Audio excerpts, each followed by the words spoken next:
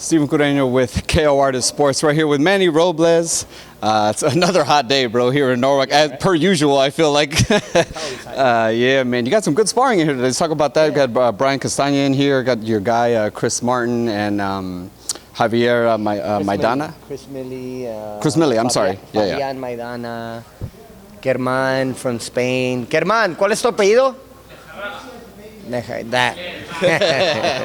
That's a good sparring in here today with these guys. Yeah, big guys and Fabian. Yeah, it was good. Oh, Bobby from Kazakhstan, 10-0 kid, 8 knockouts. Good little good prospect, good fighter.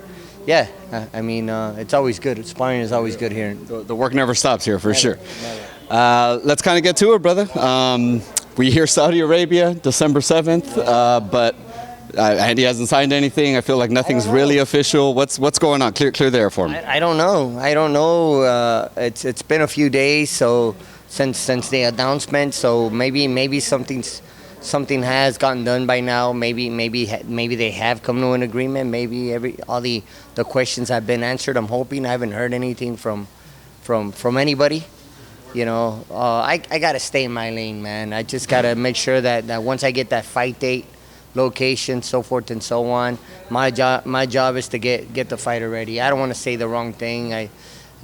Because if I do, I don't want to get myself in a situation where like, so you know what I'm saying? So I just waiting to hear, just like you. I'm just waiting to get an answer, just like anyone else.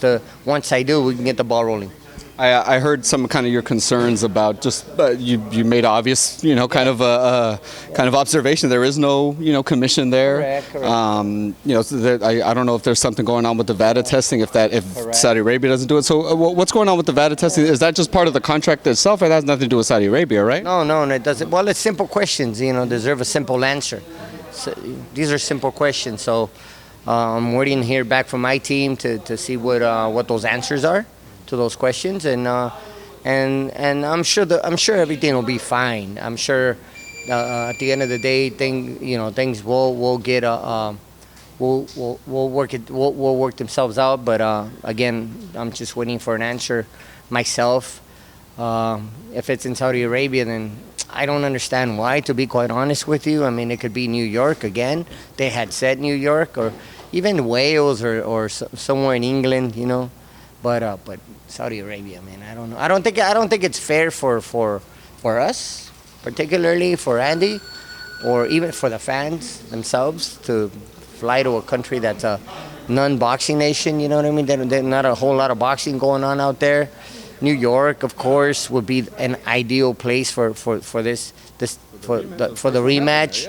Even I don't know. Even in Great Britain, they want to go to Manchester or London or Vegas would be obviously our dream. Our dream place would be Vegas or obviously the Staples Center here in LA. But again, as I said, I don't particularly agree with the location.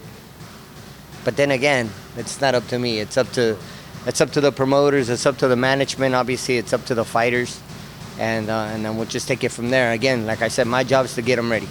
When it was announced Saudi Arabia, I feel like it kind of came as a surprise. Was it a surprise? Was Andy kind of like, what's going on? Yeah, to the entire world, right? To you guys, to the whole entire boxing community, it was quite a shock, quite a surprise to hear that we were going to Saudi Arabia. And then the funny thing is that no boxers showed up to the press conference. Yeah. Only the promoters. So that's kind of weird.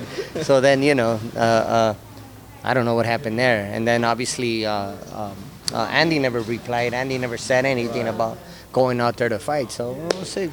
I guess the location of it is they just decided and just I guess is that part of the contract that they can just kind of have the liberty to pick the place without. I mean, it's kind of weird. There's a rematch clause that there is, and so when I'm guessing, I can only guess. Is that when Eddie Hearn said that the contract had been signed, he must have been referring to the original contract, the first contract, right, that was signed before the first fight with the rematch clause. I'm guessing that's what he was talking about. So the contract has already been signed, but he must have been referring to that. to the rematch clause. Right. I was gonna say, I hope. I mean, after that, I had to put in my passport because I was, you know what I mean. I might be going somewhere.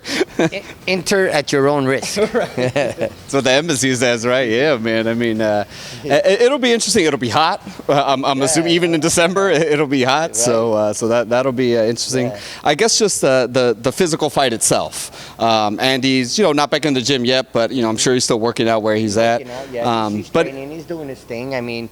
We got a long way from December 7th, if that's the date. Right. So we got time.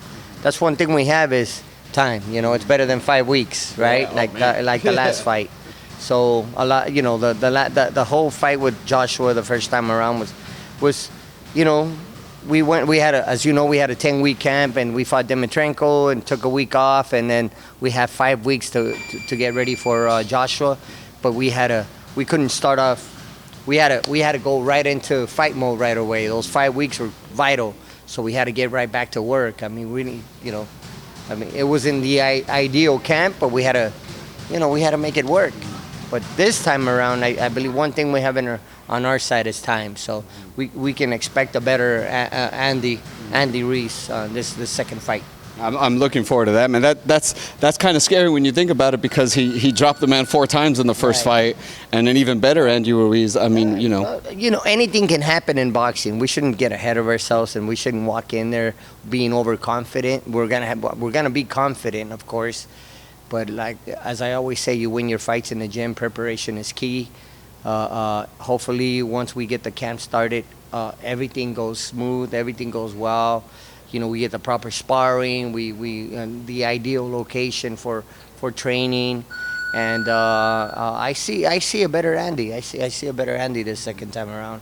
I see an Andy that's gonna have time to prepare a lot better, and plus we fought Joshua already, so we know what Joshua can bring to the table. We expect a better Joshua. We should be expecting a better Anthony Joshua, better, stronger, faster, and Joshua. That'll and we have to come in better ourselves. We have to come in mentally and physically prepared for the challenge. When you rewatch the first fight, because obviously that's part of the going into the rematch, you're obviously kind of seeing, okay, we were successful doing these things, but obviously Joshua sees those as well, right? The things you were successful at. So how does the I guess preparation go into that? Is it kind of thinking what he might do and then trying to counteract that? Yeah, well, that you read my mind, man. That's exactly what we're going to try to do, is trying to counter what he may be, counterattack what he may be bringing to the table. What can he do different? What can he change? You know what I mean? And okay, we can work off of that and obviously build upon what worked for us the first time. You know what I mean? And then again, obviously. The first fight, I wish Andy could have came in a little lighter, but that wasn't the case. But this second time around, having time in our hands, I want to get him down to, like, I don't know, maybe 255, 250. About 250, 255. I think that'll be the ideal weight for Andy. You'll see a quicker, faster.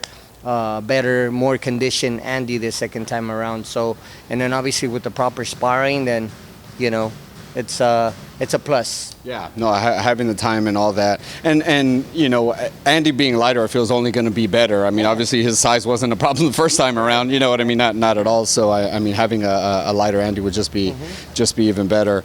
Have you talked to him as far as just kind of his mindset? He's bought obviously the car for his mom. He's been able to enjoy the fruits of his labor, luckily, which is he deserves it. He needs it. Have you talked to him about that and just kind of how he's enjoying himself? Not really. I again, as I said, I try to stay in my lane. My job is to be his coach, and we're friends. We text one another from time to time. I stay in contact more with his dad, with his attorney David, with his dad Andy Senior, and then we kind of talk from time to time and try to work on what's next, what the camp and what we want to do as far as training and so forth and so on. I'm looking forward to getting them back in the gym and getting the ball rolling again. I know he's happy about the whole situation, and obviously it's changed his life for the better. Just bought a house, bought a car, bought his mom a car and taking care of his family and taking care of his kids, and that's important. And I want to give him his space. And again, I just want to just let Andy be Andy and enjoy the fruits of his labor, and hopefully get him back in the gym any day now, and then just get the ball rolling again and start working on the fight. I want to assess Andy and find out where he's at, as soon as when he gets back, and physically, what kind of shape is he in? That way we can get the ball rolling again. But we got time, so I'm not worried about that. Definitely time. When you were saying that about kind of assessing Andy where he's coming in, Joshua's been doing more interviews. Obviously, you see him kind of been in the gym almost right afterwards. Do you see anything different kind of from him? Maybe even just his mindset or the way he thinks kind of just after that defeat? I haven't been seeing too much. I don't read a whole lot as far as what he's up to or social media or whatnot. I just every now and then I did see a clip of him saying that Andy landed I didn't see the whole interview, but that's all I saw on social media. But Josh was saying that Andy landed a lucky punch. Well, it is what it is. Right. He can say what he wants, and which is cool. I mean, to each his own. I know he's gonna get ready for the fight. I know he's gonna come in better shape if he can come in better shape. Right, yeah. You know what I mean? I know I can only speak for Andy. Once I get Andy in the gym, I know that we're gonna get to training again, get the ball rolling again, and I'm looking forward to this fight. I know Andy is, and we're coming out there to win. This isn't. We didn't get lucky the first time, as people may say or some people may say or think. We work hard, and we kind of do the same thing again. I was going to say the fact that you saw AJ said that he got lucky. Is that, I don't know, is that telling at all to you as far as his mindset, or do you think he really believes that, or you think, I don't know, does that tell much to you? I don't know. I don't know. Maybe not. Maybe it's what's the word I'm looking for? Maybe he's not so confident. Maybe sometimes when you speak and you say certain things, you can tell in yourself a little bit. You can tell that maybe he might be intimidated by Andy, or I don't know if that's the right word I'm looking for, or just but I don't know why he says what he says or why he thinks the way he does. I can only speak for me. Speak for Andy, and knowing that Andy, he's not scared of anybody. He's not scared of anybody or anything. He's fought plenty of big guys throughout his career. So from day one he wasn't intimidated by Joshua, and obviously we took advantage of the opportunity, and we plan to do it again. Man, we're all looking forward. As soon as Andy won, I feel like that rematch became the biggest fight in boxing, clearly, for sure.